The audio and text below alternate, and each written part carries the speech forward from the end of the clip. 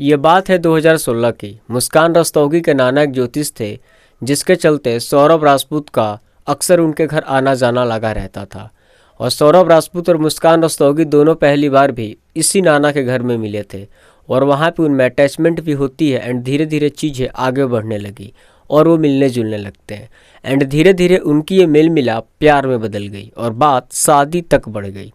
और जब दोनों अपने अपने घर शादी की बात करते हैं तो दोनों के घर वाले शादी से इनकार कर देते हैं, क्योंकि दोनों के कास्ट अलग अलग थे।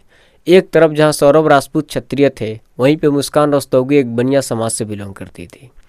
इसीलिए दोनों के परिवार वाले समाज के डर से उस शादी को किसी भी कीमत पर होने देना नहीं चाह रहे थे। लेकिन अंत में मुस्कान रस्तोगी और सौरभ राजपूत घर परिवार रिश्तेदार समाज की चिंता किए बगैर कोर्ट में जाकर शादी कर लेते हैं। और सौरभ उस समय मर्चेंट नेवी में जॉब करते थे। एंड चूंकि मर्चेंट नेवी की जॉब थी तो सौरभ राजपूत को अक्सर बाहर ही रहना पड़ता था, और सौरभ राजपूत को अपनी पार्टनर के साथ टाइम स्पेंड भी करने थे। इसीलिए शादी होने के लगभग 6 महीने बाद उन्होंने अपनी जॉब छोड़ दी और लगभग 1 साल तक दोनों सौरभ के पेरेंट के घर पे ही रहे। लेकिन फिर धीरे धीरे मुस्कान ने घर में कलेश करना शुरू कर दिया, क्योंकि मुस्कान अपने हस्बैंड सौरभ के साथ सेपरेटली बाहर रहना चाहती थी। और रोज होने वाली कलेश ने सौरभ को इतना मजबूर कर दिया कि अंत में सौरभ को घर छोड़कर अपनी बीवी मुस्कान रस्तोगी के साथ बाहर रहना ही उचित लगा। और फिर सौरभ और मुस्कान दोनों किराए के मकान में रहने लगे थे। और धीरे धीरे समय बीतता गया और 2019 के टाइम उनकी बेटी पीहू का जन्म हुआ। आप पीहू का नाम याद रखना, आगे स्टोरी में पीहू का भी नाम आने वाला है। और जिस साल पीहू का जन्म हुआ यानी 2019, उसी साल मुस्कान की मुलाकात अपने बचपन के दोस्त साहिल शुक्ला से स्कूल के रीयूनियन व्हाट्सएप ग्रुप में दोबारा हुई। साहिल शुक्ला और मुस्कान रस्तोगी दोनों 8वीं क्लास तक साथ ही पढ़े थे। एंड 8वीं के बाद साहिल शुक्ला ने किसी रीजन के चलते स्कूल छोड़ दी थी। व्हाट्सएप ग्रुप में मिलने के बाद वे एक शॉपिंग मॉल में मिले थे। धीरे धीरे मुस्कान रस्तोगी और साहिल शुक्ला दोस्त बनने लगे थे, और बार बार टच में रहने से मिलने जुलने से मुस्कान को साहिल से अट्रैक्शन होने लगा था। ये वही मुस्कान थी जो सिर्फ 3 साल पहले ही सौरभ से शादी की हुई थी और एक बेटी की माँ भी थी। इस नए इंसान की मुस्कान की ज़िंदगी में आना, देर रात तक व्हाट्सएप चैट्स, बेवजह साथ घूमना और किसी गैर मर्द के साथ टाइम स्पेंड करना मुस्कान की लाइफ को एक बहुत बड़ी अंधकार में लिए जा रहा था। और धीरे धीरे अब मुस्कान ने हदें पार करनी शुरू कर दी। एंड वो साहिल को अब अपने घर बुलाने लगी थी, और साथ मिलकर दोनों कई तरह का नशा भी किया करते थे। स्टार्टिंग में तो लोगों ने कुछ खास ध्यान नहीं दिया, लेकिन धीरे धीरे साहिल का मुस्कान रस्तोगी के किराए वाले मकान में आना, देर रात तक पार्टी और नशे करना अब नोटिसेबल हो गया था। और लोग अब इस बात से भली भांति अवगत हो चुके थे, और उनका ये हमेशा का हो चुका था। ये सब देखकर मकान मालिक से रहा नहीं गया और वो सौरभ को सब कुछ सही सही बता देते हैं। सौरभ को तो पहले इन सब बातों पर विश्वास नहीं हुआ, लेकिन जब सौरभ ने मुस्कान के फ़ोन में साहिल के साथ बातचीत के कॉल डिटेल्स और चैट्स को पढ़ा तो उसकी तो मानो पूरी दुनिया ही हिल गई, पैरों तले ज़मीन ही खिसक गई। जिस लड़की से वो बेपनाह मोहब्बत करता था, जिससे वो घर परिवार रिश्तेदार समाज सबसे लड़कर शादी किया था और उस लड़की के चलते सबसे बेगाना हो बैठा था, आज वही लड़की उसको इतनी गंदे तरीके से धोखा दे रही थी। एंड सौरभ जब भी मुस्कान से नशा करने, साहिल के साथ बात करने के बारे में कुछ भी पूछता तो मुस्कान झगड़ने लगती, और उन दोनों के बीच में साहिल नाम के तीसरे इंसान के आ जाने के चलते दूरियां और भी ज़्यादा बढ़ चुकी थी। और ये बात सौरभ को काफ़ी ज़्यादा चोट पहुंचा रही थी, लेकिन इसमें मुस्कान को अपनी कोई भी गलती नज़र नहीं आ रही थी और वो किसी भी तरह से अपने आप को दोषी नहीं मान रही थी। एंड मुस्कान अब अक्सर चिड़चिड़ी सी रहती थी और घर के किसी भी काम में हाथ नहीं बटाती थी। अपनी बच्ची का मुंह देखते हुए खाना बनाने से लेकर बच्ची को संभालने तक का सारा काम सौरभ अकेला कर रहे थे। यहाँ तक कि सौरभ ने अपने माँ बाप तक को इन सारी बातों की भनक नहीं लगने दी, क्योंकि अगर वो घर वालों को बताते भी तो घर वाले उल्टे उन पे ही चढ़ बैठते, क्योंकि उन्होंने ही इस शादी का विरोध भी किया था। लेकिन ये हमेशा लगा रहा, मुस्कान अपनी आदत से बाज नहीं आ रही थी और इधर सौरभ के नाक में दम हो चुका था। तो हार कर अंत में सौरभ ने 2021 में डाइवोर्स फाइल कर दी। सौरभ भी मुस्कान को अब छोड़ना चाहता था, लेकिन मुस्कान के घर वाले सौरभ को समझाए कि घर परिवार में ऐसी छोटी छोटी चीज़ें होती रहती हैं, समय के साथ ठीक हो जाएंगी। सौरभ के अंदर भी अब उतनी हिम्मत नहीं बची थी, वो अंदर से टूट चुके थे। लेकिन वो चाहते थे कि उनके और उनकी बीवी के बीच के मामलों को लेकर उनकी बेटी पर किसी भी तरह का कोई असर ना पड़े। इसके लिए उन्होंने एक और मौका दिया अपने इस रिश्ते को सुधारने का। एंड सौरभ को ये लगा था कि शायद मुस्कान धीरे धीरे बदल जाएगी एंड साहिल भी रास्ते से हटता चला जाएगा। एंड वो अपने अच्छे समय का इंतजार करने लगा, लेकिन उसे क्या पता था कि वो अपने अच्छे समय का नहीं बल्कि अपने मौत का इंतजार कर रहा है। एक ऐसा मौत जो पूरे हिंदुस्तान को हिला कर रखने वाला है। खैर, पैसे कमाने भी जरूरी थे, तो 16 फरवरी 2023 को सौरभ मर्चेंट नेवी की जॉब करने के लिए लंदन चला गया और वहीं से सौरभ वीडियो कॉल इत्यादि से अपनी फैमिली के साथ टच में रहता था। और अब तो मुस्कान को और फ्रीडम मिल चुकी थी एंड फिर वो अपने पुराने रवैये पे दोबारा उतर आई। वो दोबारा साहिल को बुलाती, देर रात तक सब नशा करते, नाचते गाते, मौज मस्ती करते, नशे में धुत रहते थे। बीच बीच में आस पड़ोस के लोग मुस्कान के इस करतूत को सौरभ से बताते रहते एंड सौरभ जब भी इस बात को लेकर मुस्कान से कुछ भी पूछता तो सेम पहले वाला नाटक झगड़ा शुरू हो जाता एंड मुस्कान उल्टे सौरभ से लड़ने लगते एंड उसे ही डांटने लगती। एंड अक्सर वो बात कहा करती थी कि तुमको अगर मुझ पर ट्रस्ट करना है करो, नहीं करना है मत करो, मुझे कोई फ़र्क नहीं पड़ता है। और ऐसा ही कुछ वो अपने इंस्टाग्राम के बायो में लगा रखी थी। Love myself, what does the world think of me, I don't mind, I will do whatever I want to do and nobody can stop me. और देखते ही देखते 2 वर्ष गुजर गए और ये सब वैसे ही लगा रहा। और नवंबर 2024 को सौरभ राजपूत ने मुस्कान को खबर दी कि वो नेक्स्ट ईयर फरवरी में घर आने वाला है। सौरभ के वापस घर आने के बाद मुस्कान को खलने लगी एंड उसे लगा कि अब वो पहले की तरह अपना क्वालिटी टाइम साहिल के साथ स्पेंड नहीं कर पाएगी। उसे डांस पार्टी, नशे इत्यादि करने में अब रोक टोक होगी और मुस्कान सौरभ नाम के इस रास्ते के कांटे को हमेशा हमेशा के लिए अपने रास्ते से हटा देना चाहती थी। तो मुस्कान सौरभ के मर्डर का प्लान करने लगी। मुस्कान साहिल को भी इस प्लान में शामिल करती है और इस प्लान में साहिल का भी एक ऐसा रोल है जो आप सुनने के बाद दोबारा उस पर यकीन नहीं करोगे। उसके बारे में हम आगे बात करेंगे, आप उसे याद रखना। अब और मुस्कान और साहिल दोनों जोरों शोरों से सौरभ राजपूत के मर्डर का प्लान करने लगे और वो एक ऐसे जगह की तलाश करने लगे जहाँ पे वो मर्डर करने के बाद सौरभ को दफना सके। अपने दोस्तों से उन्होंने डायरेक्ट ये तक पूछ लिया कि कब और कहाँ पे और कैसे किसी इंसान को मार कर दफनाना सही होगा। उनके दोस्तों को ये बात बेतुकी लगी और वो इसे इग्नोर भी कर दिया। वो सब इस बात से अनजान थे कि आगे चलकर इतना बड़ा कांड होने वाला है कि पूरा भारत हिलने वाला है। मुस्कान सौरभ को मारने का पूरा मन बना चुकी थी और वो काफ़ी स्मार्ट तरीके से हर एक स्टेप ले रही थी। मुस्कान ने सौरभ के लंदन से वापस घर आने के 2 दिन पहले यानी 22 फरवरी 2025 को डिप्रेशन और एंजाइटी का बहाना करके डॉक्टर से नींद की दवाइयाँ भी लिखवा ली। हालांकि उन दवाइयों के लेवल काफ़ी नॉर्मल थे, तो हाई लेवल की नींद की दवा के लिए मुस्कान ने इंटरनेट पे और भी अन्य नींद की दवाइयों के बारे में सर्च करने लगी। हालांकि नींद वाली दवाएं NRX कैटेगरी की होती है, तो वो दवाएं बिना डॉक्टर की पर्ची के नहीं मिलती। तो इसके लिए मुस्कान ने दवा का नाम सर्च करके उसे अपने हाथों से डॉक्टर की पर्ची पर लिख दिया और हैंड राइटिंग डिफरेंट ना दिखे इसके लिए मुस्कान उस दवा के पर्ची का फ़ोटो खींचकर मेडिकल से दवा खरीद कर ले आती है और साथ ही वो शारदा नगर से चिकन काटने के नाम पर 2 चाकू, एक उस्तरा और कुछ पॉलीथीन्स के पैकेट्स भी खरीद लेती है। अब सारा प्लान एकदम सेट हो चुका था, बस इंतजार था तो सौरभ के घर आने का। 24 फरवरी 2025 को लंदन से वापस भारत लौटा सौरभ अगले दिन यानी 25 फरवरी को मुस्कान के जन्मदिन मनाने के लिए काफ़ी एक्साइटेड था और इधर मुस्कान अपने जन्मदिन के दिन सौरभ को मौत के घाट उतारने वाली थी। इसीलिए उसने उन कई सारी नींद की दवाइयों का पाउडर बना के ड्रिंक में मिला दी थी, लेकिन इत्तेफाक से सौरभ उस दिन उस ड्रिंक को नहीं पिया और मुस्कान का पहला प्लान फेल हो गया और मुस्कान दूसरे मौके का इंतजार करने लगी। इसके लिए उसने अब दूसरा दिन चुना 3 मार्च का, क्योंकि उस दिन पीहू के एग्ज़ाम खत्म हो चुके होंगे और इसके बाद वो उसको नानी के घर छोड़ चुकी होगी।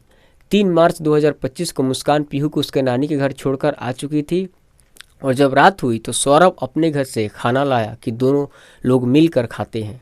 मुस्कान को इससे अच्छा मौका दोबारा नहीं मिलने वाला था। पीहू भी घर पर नहीं थी, मसालेदार खाना भी सामने था जो कोफ्ते की सब्जी थी जिसे सौरभ काफ़ी पसंद से खाता था। एंड अगर इस मसालेदार खाना में नींद की दवाइयों का पाउडर मिलाए तो वो पता भी ना चले, और हुआ भी ऐसा ही। मुस्कान ने दवाओं का पाउडर बना के कोफ्ते की सब्जी में डाल दिया और उस सब्जी को खाने के बाद सौरभ बेहोश हो गया, क्योंकि एक साथ 1-2 दवा नहीं बल्कि कई तरह की हाई लेवल दवाएं एक साथ मिक्स करके डाल दी गई थी। इसके बाद मुस्कान ने साहिल को कॉल करके अपने घर पर बुला लिया। साहिल भी इस मौके का बेसब्री से कई दिनों से इंतजार कर रहा था। साहिल के घर आने पर मुस्कान ने साहिल के हाथ में चाकू दिया तो साहिल ने वो चाकू मुस्कान को वापस देते हुए कहा कि पहला बार तुम उसके दिल पे करके उसका वध करोगी। वैसे आपको पता होगा कि किसी को मारने के लिए लोग कत्ल, मर्डर इत्यादि जैसे शब्द का इस्तेमाल करते हैं, लेकिन यहाँ पे वध शब्द का इस्तेमाल किया गया है। अब ऐसे शब्द का इस्तेमाल क्यों किया गया, इसकी कहानी आपको आगे चलकर पता चलेगी, ये सब आप याद रखना। एंड जहाँ पे एक तरफ सौरभ बेहोश पड़ा था, वहीं पे दूसरी तरफ मुस्कान और साहिल दोनों अपने दिल में हैवानियत लिए उसे मौत के घाट उतारने के लिए उत्सुक हो रहे थे। और फिर दोनों एक साथ मिलकर सौरभ के सीने में खंजर घोंपते चले गए। हालांकि सौरभ बेहोश तो था, लेकिन खंजर की वार से वो बेहोशी की हालत से भी हल्का फुल्का जग चुका था। और जब उसके ऊपर चाकुओं से वार की जा रही थी, तब उस टाइम उसकी एक आंख खुल चुकी थी और वो उस दर्द को महसूस भी कर रहा था, लेकिन वो सिर्फ छटपटा सकता था।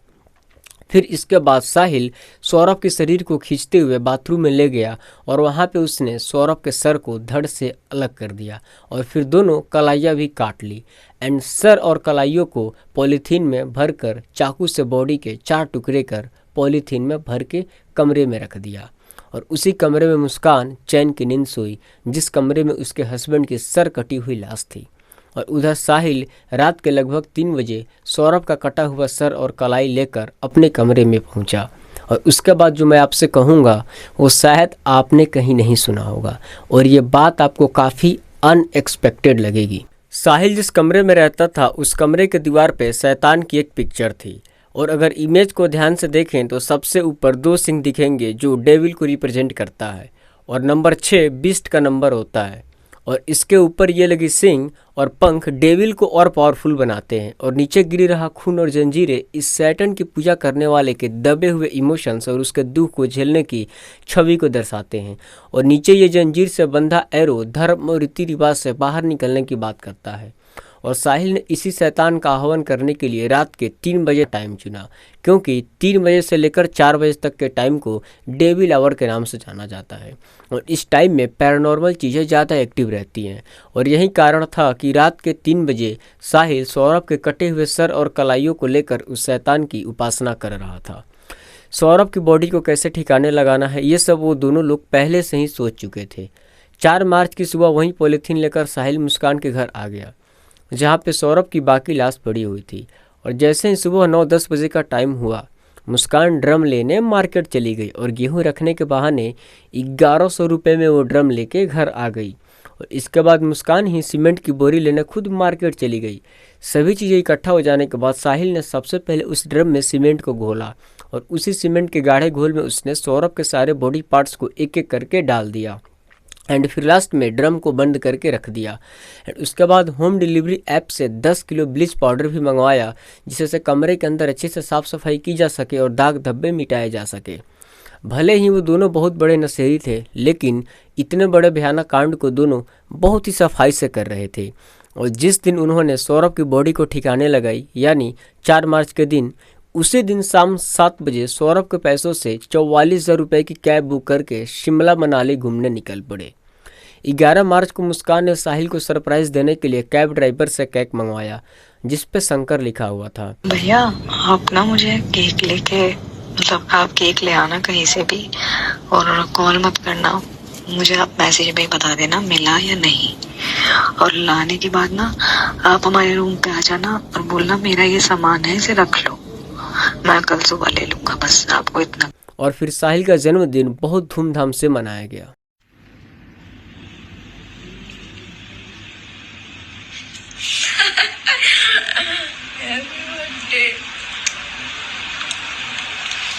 और फिर कसौल जाकर 14 मार्च को नशे की हालत में होली भी खेली। सौरभ को मारकर मुस्कान और साहिल सौरभ के पैसे से 3 दिन शिमला, 3 दिन मनाली और 6 दिन कसौल में रहे। मुस्कान इतने बेरहमी से अपने हस्बैंड का कत्ल कर दी थी, लेकिन उसे इस बात का बिल्कुल भी दुख नहीं था और ना ही वो खुद को दोषी समझ रही थी, बल्कि उल्टे ही एकदम बेशर्मी के साथ अयाशी करती हुई नजर आ रही थी। सौरभ को मारने के बाद मुस्कान सौरभ के फ़ोन को अपने साथ लेकर हर जगह घूम रही थी और सौरभ के घर वालों को शक ना हो इसके लिए वो सौरभ के घर वालों से चैट भी कर रही थी और बीच में अगर कोई कॉल करता तो किसी न किसी बहाने वो कॉल को काट दिया करती थी एंड चैट ही किया करती थी। और ये सब मुस्कान अपने प्लान के तहत कर रही थी। एंड मुस्कान सौरभ के साथ कश्मीर घूमी हुई पुरानी फ़ोटोज़ को शेयर करके ये बताती रही कि वो अभी हिमाचल गए हैं और दोनों एक दूसरे के साथ हैं और अगर इनकेस अगर कोई लोकेशन भी चेक करता है तो कोई दिक्कत नहीं होगा। मुस्कान हर एक स्टेप काफ़ी सोच समझ कर ले रही थी और उसका प्लान सक्सेसफुली एग्जीक्यूट भी हो रहा था और लास्ट में सिर्फ एक ही स्टेप बचा था, सौरभ के बॉडी को कहीं गायब करना। और अगर वो इस स्टेप में सफल हो जाती तो शायद ये केस काफ़ी लंबा हो जाता या फिर दोषी को पकड़ना बहुत मुश्किल हो जाता। मुस्कान ये दिखाने वाली थी लोगों को कि सौरभ उसके साथ मनाली घूमने के बाद वापस लंदन लौट गया एंड उसके बाद उसके साथ क्या हुआ मुझे नहीं पता। एंड इधर सौरभ के दिए हुए सारे पैसे मुस्कान ने अयासी में खर्च कर दिए। इसीलिए मुस्कान ने सौरभ के अकाउंट में रखे 6 लाख रुपए निकालने की कोशिश की लेकिन वो असफल रही। पैसे खत्म होने के बाद मजबूरी में मुस्कान और साहिल को 17 मार्च 2025 को रात 10 बजे वापस लौटना पड़ा एंड दोनों का प्लान उस ड्रम को किसी सुनसान जगह पर ज़मीन में दफना देने का था। लेकिन इनके अपराध का भंडा फूटने वाला था एंड नियति को कुछ और ही मंजूर था। मकान मालिक को पूरे बिल्डिंग में पेंट मरम्मत इत्यादि करवाने थे तो उन्होंने मुस्कान से रूम खाली करने की बात करने लगे थे। मुस्कान किसी लोडर वैन को बुलाकर सारा सामान लोड करवाने लगी एंड 2 मजदूरों से वो कहती है कि इस नीले रंग की ड्रम को पिकअप में रख दिया जाए। नीले ड्रम का वजन काफ़ी ज़्यादा था, वो मजदूरों से उठ नहीं रहा था और वो काफ़ी ज़्यादा टाइम लगा रहे थे एंड ज़्यादा टाइम लगता देख पिकअप लोडर भी गुस्से से चला गया। जब मजदूरों ने उनसे पूछा कि इसमें क्या है तो मुस्कान ने कहा कि घर का कबाड़ और आलतू फालतू सामान है। लेकिन गलती से एक मजदूर से उस ड्रम का ढक्कन खुल गया एंड वहाँ पे काफ़ी गंदी स्मेल आने लगी एंड बदबू इतनी गंदी और स्ट्रांग थी कि वहाँ पे एक पल भी खड़ा रहना मुश्किल हो रहा था। ये सब देखकर दोनों मजदूर वहाँ से भाग खड़े हुए एंड थोड़ी देर बाद मुस्कान अपने मायके जाने लगी जो उसके किराए वाले मकान से कुछ दूरी पर था। उसको अकेले आता देख उसके मायके वालों को लगा कि लगता है कि मियाँ बीबी में फिर कुछ गड़बड़ हुआ है। लेकिन यहाँ पे मुस्कान अपने घर वालों को बताती है कि उसका पति यानी सौरभ अब इस दुनिया में नहीं रहा, उसको उसके घर वालों ने मार डाला। वो कहती है कि सौरभ के घर वाले मुझसे तलाक लेने के लिए बहुत ज़्यादा फोर्स कर रहे थे और सौरभ मुझसे बहुत ज़्यादा प्यार करते थे तो वो तलाक लेने से मना कर दिए एंड उनके घर वाले उनको इसी बात पे गुस्से में आकर मार दिए। इधर मुस्कान अपने मायके वालों के लोगों से दिल दहला देने वाली झूठी बात बता ही रही होती है कि इधर दोनों मजदूर किसी भी तरह नज़दीक के पुलिस स्टेशन पहुंच जाते हैं एंड सारी बात बता देते हैं। खबर मिलते ही पुलिस वहां पे पहुंचती है और जांच करनी शुरू कर देती है। ड्रम खुलते ही गंदी सी किसी सड़ी हुई मांस की तरह बदबू पूरे कमरे में फैलने लगी। वो ड्रम इतना भारी था कि एक साथ 7-8 पुलिस वाले मिलकर उस ड्रम को घसीटते हुए किसी भी तरह गाड़ी में रखकर पोस्टमार्टम हाउस ले गए जहां पे उसे काट करके जांच किया जाना था। पुलिस ड्रम को काटने के लिए एक टेक्नीशियन बुलाती है एंड टेक्नीशियन जब ड्रम को काटता है तो उसे काटते टाइम एक सर, 2 हाथ और अलग अलग काटे गए धड़ मिले एंड वो धड़ किसी और का नहीं बल्कि मुस्कान के हस्बैंड सौरभ राजपूत का था। वहीं सौरभ जो कुछ दिन पहले लंदन से वापस अपने घर आया था अपनी फैमिली से मिलने, वहीं सौरभ जो कुछ दिन पहले अपनी बेटी के जन्मदिन पे खुशी से झूम रहा था, वहीं सौरभ जो अपने घर से हजारों किलोमीटर दूर अपनी फैमिली के लिए मेहनत कर रहा था। आज उसी सौरभ राजपूत की लाश ड्रम में इस हाल में मिलेगी ऐसा किसी ने नहीं सोचा था एंड मुस्कान और साहिल पकड़े गए और पुलिस ने उन दोनों को अरेस्ट कर लिया। लेकिन हाँ, कहानी सिर्फ यहीं तक नहीं है, आगे और भी कई अनएक्सपेक्टेड ट्विस्ट है जो आपने इस केस में कहीं सुना नहीं होगा। अगर पुलिस इन दोनों को अरेस्ट नहीं करती तो क्या पता एक और मर्डर हो सकता था। जो अपने पति की नहीं हुई वो अपने बॉयफ्रेंड का क्या खाक होती। नशे की हालत ने साहिल की मानसिक स्थिति को इतना खराब कर दिया था कि स्नैपचैट ऐप से साहिल खुद को मैसेज भेजकर खुद से ही बातें किया करता था और उसे लगता था कि वो अपनी मरी हुई माँ से बातें कर रहा है। और ये बात साहिल ने मुस्कान से भी बताई थी और इसी बात का फ़ायदा मुस्कान ने उठाया। उसने अपने भाई के नाम पर सिम कार्ड उठाया और उसी नंबर पर स्नैपचैट अकाउंट बनाया और साहिल को मैसेज की कि वो उसकी माँ बात कर रही है और उसका पुनर्जन्म हुआ है और अब वो सीधे मैसेज के थ्रू बात करेगी। और ये मुस्कान इसलिए नहीं कर रही थी कि साहिल को हल्का फील करवाना चाह रही थी, बल्कि इसके पीछे भी उसकी एक साजिश ही थी। वो उस मैसेज में ये भी लिखती है कि मुस्कान एक अच्छी लड़की है, उसे कभी भी धोखा मत देना, दुख मत देना, और वो जो भी कहे उसे पूरी तरह मानना। और इस तरह वो माँ बनकर मुस्कान रस्तोगी ने साहिल को 136 मैसेजेस भेजे, और साहिल के लिए उसकी माँ के द्वारा कही गई हर एक बात पत्थर की लकीर बन जा रही थी। मुस्कान पर साहिल पहले से फिदा तो था, लेकिन अब उसकी मरी हुई माँ पुनर्जन्म के बाद स्नैपचैट मैसेज पे ये बात बोल दी थी कि मुस्कान को प्यार करना है और वो काफ़ी अच्छी लड़की है, तो मुस्कान के प्रति उसके प्यार और भी ज़्यादा बढ़ गई थी। साहिल अब मन बना चुका था कि अब वो शादी करेगा तो सिर्फ मुस्कान से। नशे के साथ साथ साहिल का इंटरेस्ट तंत्र मंत्र में भी बढ़ने लगा था। शायद उसने तंत्र मंत्र को एक जरिया बनाया होगा अपनी मरी हुई माँ से मिलने का, एंड उसकी इन्हीं सब हरकतों को बढ़ावा देने का काम किया मुस्कान ने। मुस्कान और साहिल दोनों में नज़दीकियाँ बढ़ ही रही थी, और इसी बीच मुस्कान ने साहिल को उसकी माँ बनकर स्नैपचैट से कंट्रोल करना शुरू कर दिया। और उसी चैट में मुस्कान साहिल को ये भी बताती है कि सौरभ का वध मुस्कान ही करेगी, जिससे साहिल को ये लगता है कि सौरभ के मर्डर के बाद मुस्कान हमेशा हमेशा के लिए उसकी हो जाएगी। और इन्हीं सब बातों के चक्कर में आकर साहिल भी सौरभ के इस मर्डर केस में शामिल हो जाता है। और ये वध शब्द का इस्तेमाल मुस्कान ने सौरभ की मर्डर को जस्टिफाई करने और शैतान को सौरभ का सर चढ़ाने के लिए किया था, क्योंकि वध शब्द का इस्तेमाल तब किया जाता है जब न्याय और धर्म के लिए किसी दुष्ट का वध किया जाए। सिर्फ सौरभ के मर्डर हो जाने से ये केस खत्म नहीं हो जाता। मुस्कान को साहिल के साथ रहना, उठना बैठना, पार्टीज करना, नशे करना, टाइम स्पेंड करना, सिर्फ यही सब अच्छा लगता था, लेकिन वो साहिल से शादी करना नहीं चाहती थी, जबकि साहिल मुस्कान से प्यार कर बैठा था और शादी भी करना चाहता था। और ये कोई अचरज वाली बात नहीं होगी कि मुस्कान का लाइफ में अगर कोई दूसरा आता तो वो साहिल को भी ठिकाने लगा देती। ये सब करते हुए मुस्कान ये बिल्कुल भी नहीं सोची कि वो अपने ही बेटी को अपने ही हाथों से अनाथ बनाने में लगी हुई है, और उस बच्ची के फ्यूचर के चलते ही उसके पापा ने सब बर्दाश्त करके मुस्कान को दोबारा मौका दिया हुआ था।